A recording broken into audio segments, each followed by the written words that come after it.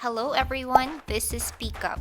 Today, you'll be learning more of the most common adjectives in Filipino. These are the ones you can use to describe textures. Try to learn them and describe something on your mind to locals and surprise them. Starting with malambot. This means soft. Ma-lam-bot. Malambot. Malambot. Malambot. Malambot ang kama ko. Malambot ang unan. Malambot ang kamay mo. The opposite is matigas. This is hard in English. Ma-ti-gas. Matigas. Matigas. Matigas. Matigas ba ang kama? Oo, matigas. Matigas ang karne. The next one is makinis, which means smooth. Ma-ki-nis.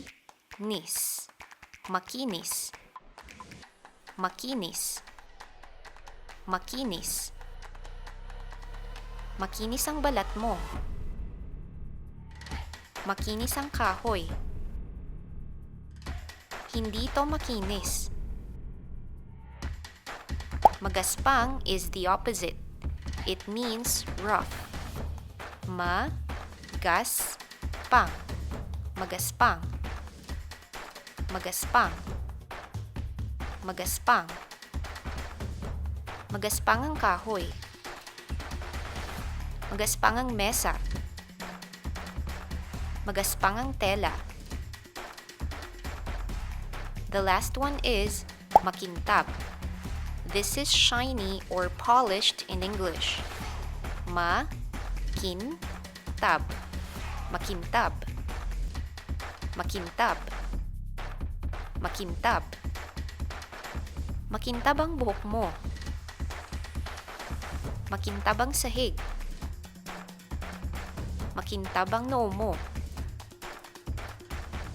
Practice these words on your own, then try using them the next time you meet some locals you can practice Filipino with. Now, it's time to practice the words. This means soft. Malambot. This means hard.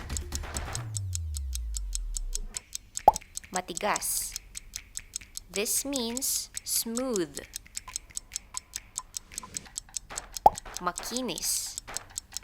This means rough. Magaspang. This means shiny, polished. Makintab.